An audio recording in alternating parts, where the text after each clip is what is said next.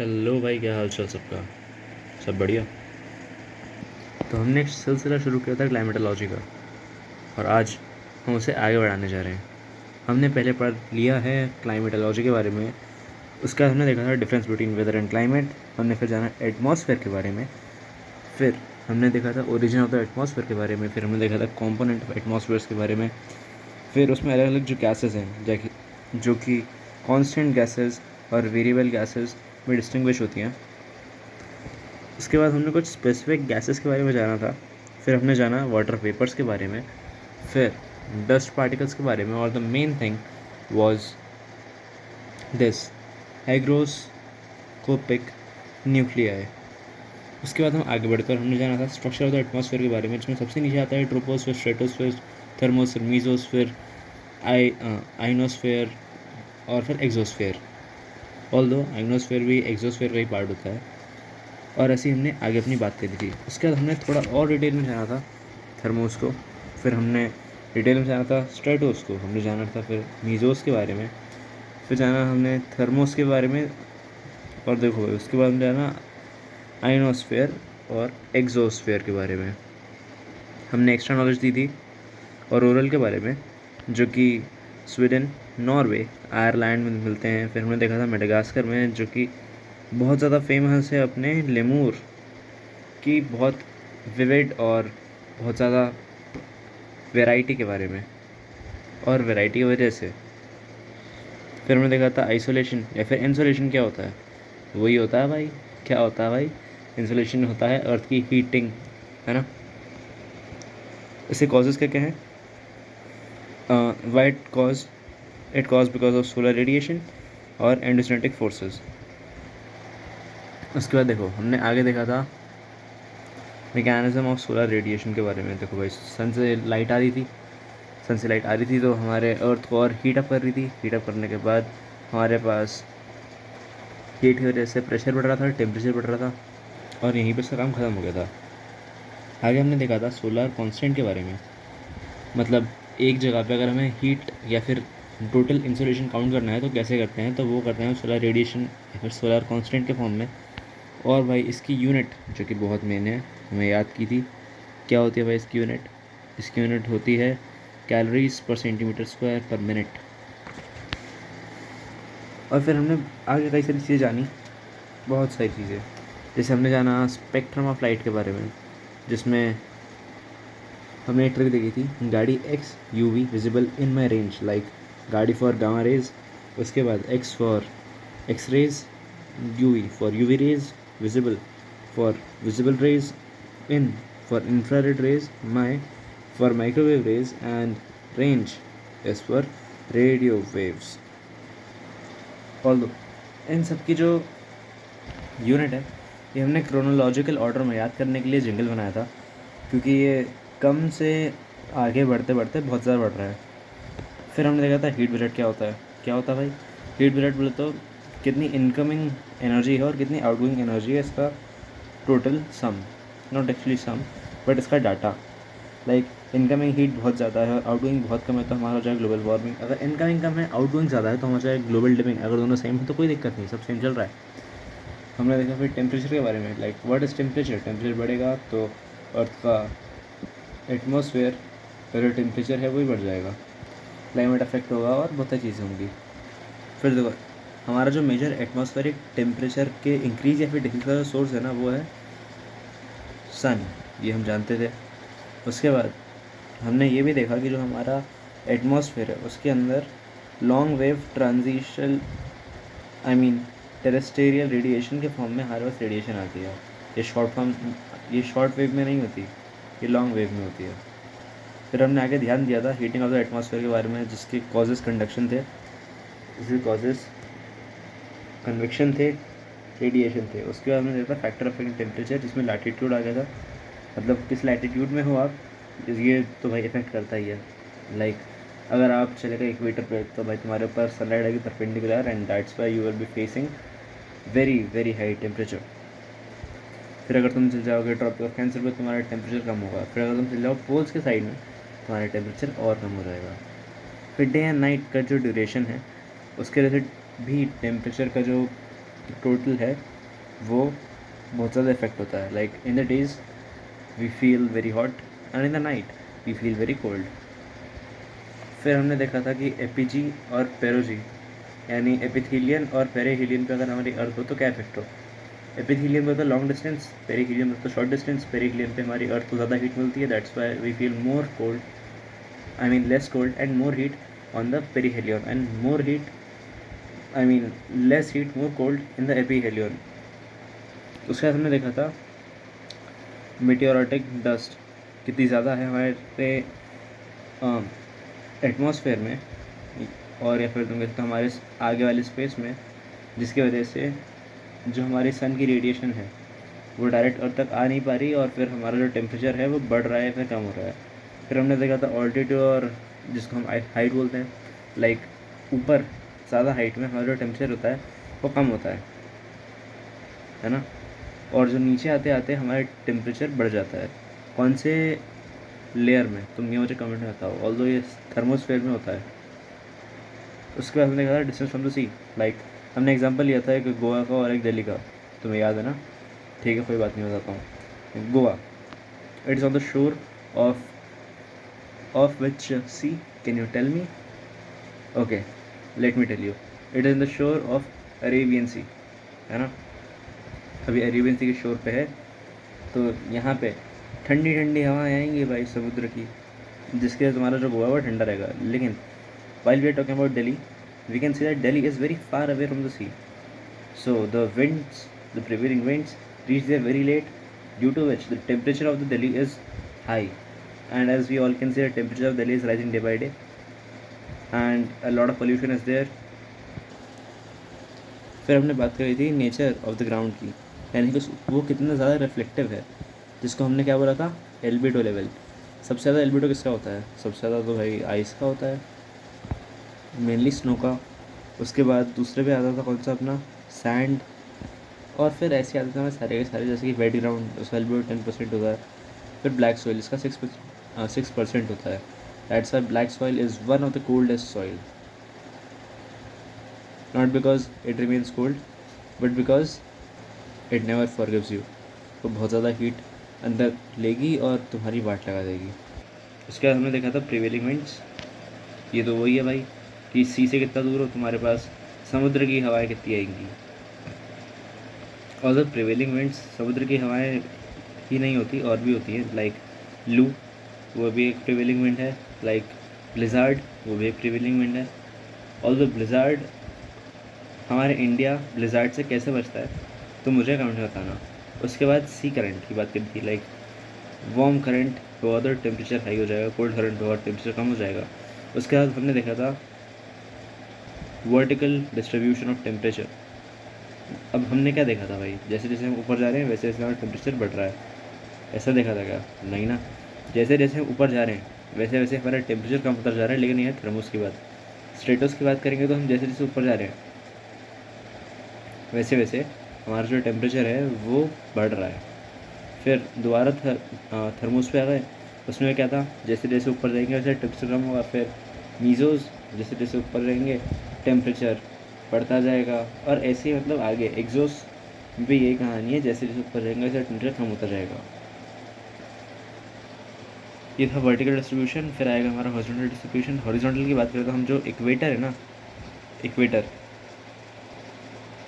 तो इक्वेटर और पोल पे जो टेम्परेचर है वो थोड़ा सा कम है ना. लो लैटिट्यूड जहाँ पे होता है वहाँ पे टेम्परेचर हाई होता है, यानी कि तुम जितने गड्ढे में रह रहे हो ना तुम्हारा टेम्परेचर उतना हाई होगा, और तुम जितनी ऊंचाई पे रह रहे हो तो टेम्परेचर तुम्हारे लिए उतना ज़्यादा होगा. Like if you are in a hill station like mount Abu in Rajasthan, you will face और यू विल नो कि तुम हो तो पहाड़ पे, यानी तुम्हारा डिस्टेंस उस बंदे से कंपेयर करने पे सन के, आई मीन सन से तुम्हारा जो डिस्टेंस है वो एक्चुअली कम है उस बंदे से जो कि पहाड़ के नीचे खड़ा है. लेकिन फिर भी तुम कोल्ड हो और वो हॉट है. ऐसा क्यों, ये तो मुझे कमेंट में बताना. उसके बाद हमने क्या देखा था, हाईएस्ट टेम्परेचर कहाँ होता है, अल अजीज़िया में होता है और लीबिया में होता है. क्योंकि ये दोनों की दोनों कंट्रीज़ कहाँ आती है, ये दोनों कंट्रीज़ आती हैं हमारी, कहाँ आती हैं, ये आती हैं इक्वेटर पे। और फिर हमने देखा था आइसोथर्म्स के बारे में, जो कि वो लाइंस होती हैं जो उन कंट्रीज़ को कनेक्ट करती है वर्ल्ड मैप में, उन सिटीज़ को कनेक्ट करती हैं अपने पॉलिटिकल मैप पे, छोटे वाले कंट्री के मैप पे, जिनका टेम्परेचर सेम होता है। और 10 मिनट में काफ़ी अच्छा रिवीजन हो गया अपना। अब हम आगे बढ़ेंगे प्रेशर के बारे में, और आज हम ये चैप्टर कंप्लीट करने की कोशिश करेंगे। तो आज हम बात करेंगे प्रेशर की। एटमॉस्फेरिक प्रेशर, प्रेशर वो जो तुम्हारे दिमाग में पड़ रहा है, प्रेशर वो जो तुम्हारे लिए है एग्ज़ाम के लिए, प्रेशर वो जो तुम्हारी एक्स तुम्हारी बंदी छोड़ के चली गई उसका, प्रेशर वो जो तुम्हारे घर वाले तुम पे डाल रहे हैं, प्रेशर वो जो तुम अपने भाई पे डाल रहे हो, प्रेशर वो जो तुम अपने दोस्तों पे डालते हो। ये सब प्रेशर की बात हम नहीं करेंगे, ये सब बकवास प्रेशर है, ये सब नाम के प्रेशर है, किसी काम के नहीं है। हम प्रेशर की बात करेंगे जो कि हमारे एटमॉस्फेयर में होता है ना। हम भाई साइंटिफिक लोग हैं, साइंस की बातें करते हैं, तो हम लॉजिकल बात करेंगे। देखो, अगर हम बात करें एक कॉलम ऑफ एयर की, for example you have taken a long cylinder pipe और तुमने उसके अंदर पानी भर दिया और उसके नीचे है ना तुम खड़े हो, तो तुम्हें क्या भाई फील होगा? तुम्हें फील होगा पानी तुम्हारे ऊपर जो आ रहा है ना बहुत ज़्यादा ज़ोर से आ रहा है तुम्हारी वाट लगाने के लिए, तो यहाँ पे तुम पे बहुत ज़्यादा प्रेशर लगा है पानी का। ऐसे ही होता है हमारे एटमॉस्फेयर के साथ भी, क्योंकि हमारा जो एटमॉस्फेयर है ना वो भी एक फ्लूइड है। It's not liquid, it's fluid. Fluid वो जो बहता है, एटमॉस्फेयर में हवाएं होती हैं वो बहती हैं, गैसेज होती हैं वो बहती हैं, है कि नहीं? तो जो भी चीज़ फ्लूइड है वो प्रेशर एक्सर्ट करेगी। हमने क्लास 11th में पढ़ा था, ऑल्दो सबने नहीं पढ़ा होगा, क्योंकि ये PCM वाली जो ब्रांच होती है या फिर PCB वाली ब्रांच होती है उनको फिज़िक्स में पढ़ाया जाता है। तुम अगर आर्ट्स से कॉमर्स हो तो I am so sorry for you, I can't help you. लेकिन हाँ, यहाँ समझा सकता हूँ कि जो फ्लूइड होता है ना, फ्लूइड मतलब वो हर सब्सटेंस जो तरल होता है, जो बहता है, और फ्लूइड हर बॉडी पे प्रेशर लगाता है। फॉर एग्जांपल अगर तुम यहाँ अर्थ के एटमॉस्फेयर के टॉप पे चल जाओगे तो ऊपर तो फ्लूइड है ही नहीं, कहाँ जाओगे वैसे? एग्जॉस्फेयर में, वहाँ फ्लूइड तो है नहीं, तो तुम्हें प्रेशर नहीं लगेगा, ना बराबर लगेगा, एकदम बिल्कुल भी नहीं। जैसे जैसे जैसे तुम नीचे आओगे अर्थ के ग्राउंड पे, तो तुम पे जो प्रेशर होगा वो बहुत ज़्यादा लगेगा, क्योंकि तुम्हारे ऊपर अभी एटमॉस्फेयर बहुत ज़्यादा है, फ्लूइड बहुत सारा है, जो कि तुम पे अभी लग रहा होगा और अभी लग ही रहा है। अभी देखो, एक चीज़ होती है air pressure plus air pressure पर एटमॉस्फेरिक प्रेशर, यानी कि एक चीज़ है जिसका नाम है एयर प्रेशर। नाम से सजेस्ट हो रहा है कि भाई तुम खड़े हो, तुम्हारे ऊपर एयर का प्रेशर लग रहा है, यानी given place and given time के रिलेशन है इसमें। एक प्लेस पे एक टाइम के लिए कितना प्रेशर लग रहा है ना? हाँ भाई, एग्जैक्टली यही है। फिर हम बात करेंगे यहाँ पे, तो इसको हम मेज़र करते हैं बैरोमीटर से। ये तो हम जानते थे, और जो नहीं जानते थे उन्होंने अब जान लिया कैसे मेज़र करते हैं, बैरोमीटर से। उसके बाद measured in force per unit area, pressure है भाई, यही रहता है। साइंस में पढ़ा होगा, नहीं पढ़ा तो कोई बात नहीं, अभी पढ़ लो। फिर आता है इमेजिनरी लाइंस, जो कि ज्वाइन करती हैं उन एरियाज़ को जिनका प्रेशर ऑलमोस्ट सेम होता है, उनको हम क्या बोलते हैं? Isobar lines. अभी तुम बोलोगे कि भाई प्रेशर अलग अलग जगह पे अलग अलग होता है, मैं बोलूँगा हाँ। तुम बोलोगे अगर वो वाटर लेवल से ऊपर है, सी लेवल से ऊपर है, तो प्रेशर कम लगेगा, मैं बोलूँगा हाँ। अगर वो सी लेवल के नीचे है तो प्रेशर ज़्यादा लगेगा, मैं बोलूँगा दोबारा हाँ। तो भाई तुमने बोला कि अगर हम सी लेवल पे नापें तो प्रेशर क्या होता है, तो मैं तुम्हें बताता हूँ भाई। सी लेवल पे नापें तो हमारा जो प्रेशर होता है ना वो होता है 1013 MB, यानी 1013 MB। ये होता है हमारा सी लेवल प्रेशर। मतलब अगर तुम सी लेवल पे खड़े हो ना, तो तुम्हारा जो प्रेशर होगा वो होगा 1013 MB। अगर भोपाल की बात करूँ, जैसे कि मैं भोपाल से हूँ, तो भोपाल में जो भोपाल का जो वो है ना सी लेवल, वो अपना भोपाल 407 मीटर ऊपर है सी लेवल से, तो अपने ऊपर जो प्रेशर है वो थोड़ा सा कम रहेगा सी लेवल से। आगे अगर हम बात करें टेम्परेचर की, तो हमने थोड़ी देर पहले देखा कि जो टेम्परेचर है, अगर टेम्परेचर बढ़ेगा तो प्रेशर भी बढ़ेगा, टेम्परेचर कम होगा तो प्रेशर भी कम होगा। लेकिन ऐसा होता है हर बार नहीं, क्योंकि तुमने अभी देखा था कि तुम अगर नीचे हो, ज़मीन के पास हो, तुम पे प्रेशर भी ज़्यादा है और तुम्हारी हीट भी ज़्यादा है, ऑल्दो सन की रेडिएशन उतनी है। तो यहाँ से एक चीज़ कंक्लूड होता है कि भाई ऐसा हर बार पॉसिबल नहीं है कि टेम्परेचर बढ़ेगा तो प्रेशर बढ़ेगा। लेकिन मोस्ट ऑफ द केसेस में हमने देखा है कि अगर टेम्परेचर बढ़ेगा तो प्रेशर कम होगा। तो temperature is inversely proportional to pressure. Equator पे अपना टेम्परेचर ज़्यादा होता है इसलिए प्रेशर कम होता है, और पोल पे जो अपना टेम्परेचर होता है वो कम होता है, दैट्स वाई प्रेशर ज़्यादा होता है। अब हम बात करेंगे उन फैक्टर्स की जो कि हमारे प्रेशर को कहीं ना कहीं कंट्रोल करते हैं या फिर अफेक्ट करते हैं। तो सबसे पहला जो हमने अभी देखा थोड़ी देर पहले वो था टेम्परेचर। अब टेम्परेचर से एक टर्म रिलेट होती है, उसका नाम है थर्मल, है ना। तो सबसे पहले आ गया हमारा थर्मल। थर्मल की बात करें तो एयर जो है वो हीट होती है, जब भी हीट होती है वह एक्सपैंड होती है, और जब वह एक्सपैंड होगी तो उसकी डेंसिटी जो है वो कम हो जाएगी, ये तो ऑब्वियस है, जिसके वजह से हमारा जो प्रेशर है ना वो कम हो जाएगा, है कि नहीं। ये ऐसे समझो कि है ना भाई, तुमने ना तुम एक रूम में हो, है ना। अभी रूम में बहुत सारे बॉल्स हैं, not actually balls but molecules, है ना। बहुत सारे मॉलिक्यूल्स हैं किसी गैस के। फॉर एग्जांपल हमने लिए ऑक्सीजन, ऑक्सीजन के बहुत सारे मॉलिक्यूल्स हैं एक रूम के अंदर। तुमने बोला ओके भाई, सोच लिया, भैया बता। अब मैंने बोला कि भाई रूम में तो बहुत सारे हैं, लेकिन ऐसा हो सकता है कि तुम इसे एक छोटे से कैन के अंदर फिट कर दो। तुम बोलोगे यार ऐसा कैसे हो सकता है, मैं बोलूँगा हो सकता है, तुम बोलोगे नहीं हो सकता। तुम बोलोगे नहीं जगह है, मैं बोलूँगा बहुत जगह है। तुम बोलोगे हाँ, मैं करके दिखाता हूँ। तुम है ना एक काम करो, पानी लो, है ना, पानी को एक बॉटल के अंदर भर दो, भर दी, केसर हो गया। अब वही पानी लो, उसको उबाल दो, है ना, और एक रूम लो, पूरा बंद कर दो। तुमने कर दिया, उसके अंदर पानी उबाला, तुमने देखा पानी तो पूरा भाप बन गया। थोड़ी देर बाद मैंने गैस चला ही छोड़ दिया था। ऐसा ही करना है, गैस चला के छोड़ देना, वो भाप बन जाएगा पूरा का पूरा।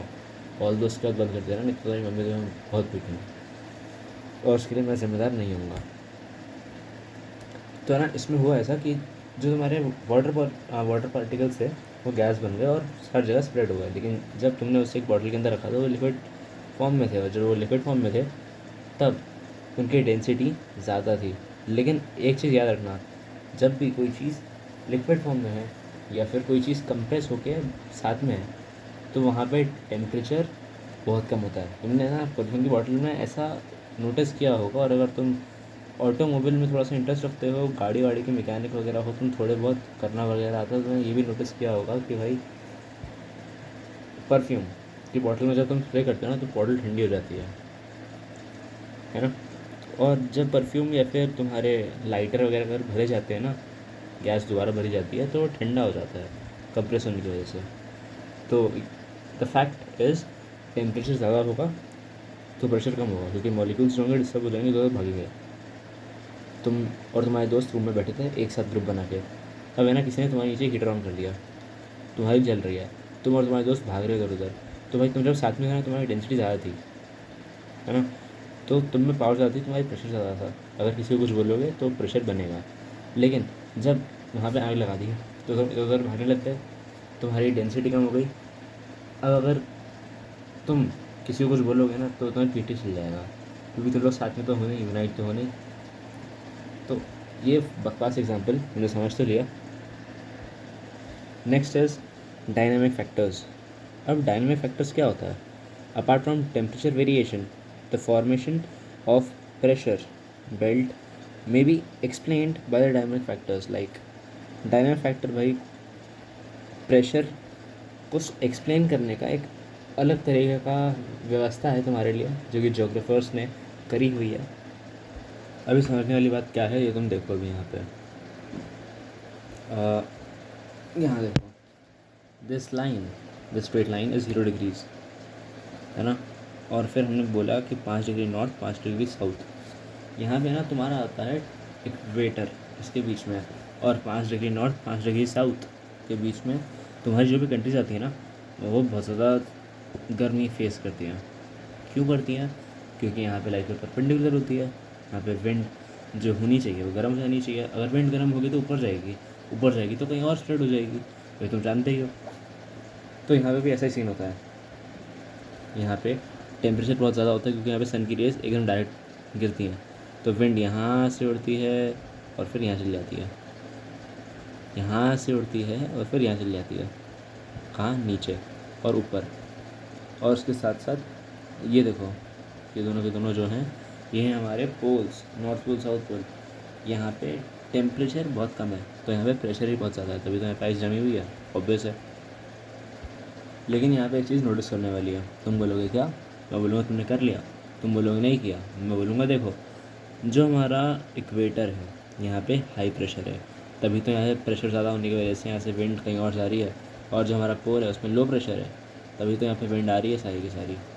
तुमने बोला अरे हाँ मैंने नोटिस तो कर लिया था, चलो अब आगे देखते हैं। तो भाई यहाँ देखो, तुम्हें ना कुछ चीज़ें याद रखनी पड़ेंगी थोड़ी सी, जिसमें तुम्हें थोड़ी बहुत दिक्कत आ सकती है, लेकिन अगर एक बार ये याद हो गई ना तुम्हारे मज़े मज़े बल्ले बल्ले हैं।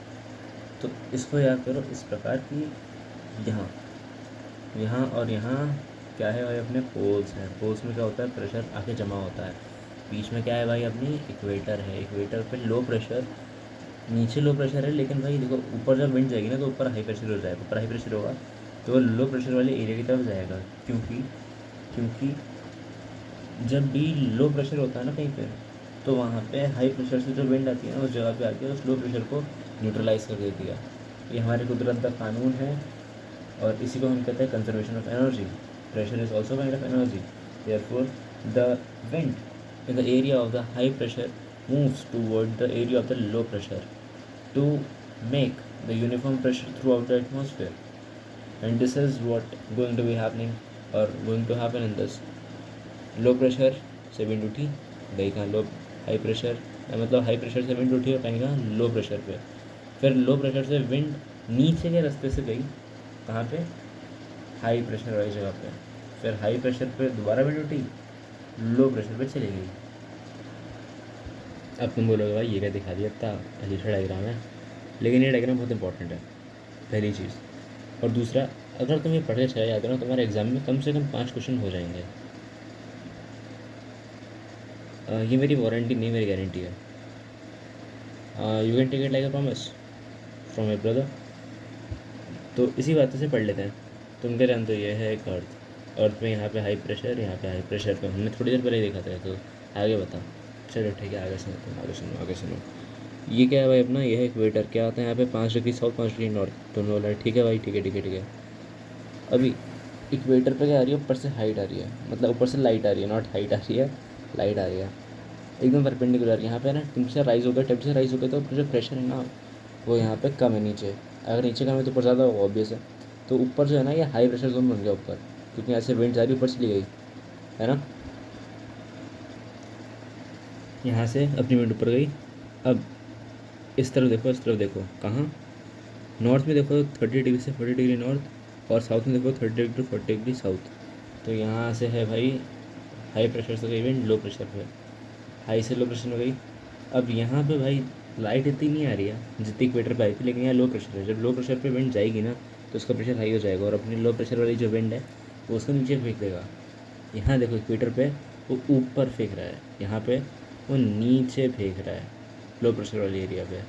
No no no, I mean जो हाई प्रेशर वाला एरिया है वहाँ पे ऊपर से नीचे जा रही है, नीचे से ऊपर आ रही है, दोनों काम होते हैं यहाँ पे। लेकिन जो लो प्रेशर वाला एरिया है यहाँ पे नीचे से ऊपर जा रही है ना, क्योंकि यहाँ पे लो प्रेशर है तो यहाँ नीचे से ऊपर जाएगी, क्योंकि नीचे की जो विंड है वहाँ पे हाई प्रेशर है, ऊपर लो प्रेशर है, तो यहाँ से नीचे ऊपर जा रही है। उसके आगे दोबारा आएंगे तो यहाँ पे था हाई प्रेशर, यहाँ पे था लो प्रेशर, कंजिक्यूटिवली यहाँ पे भी हाई प्रेशर आ जाएगा, क्योंकि यहाँ पे ऐसे सनलाइट आ रही है, यहाँ से ऐसे, तो यहाँ पे नीचे तो लो प्रेशर रहेगा, नीचे से ऊपर हाई प्रेशर ही जाएगा।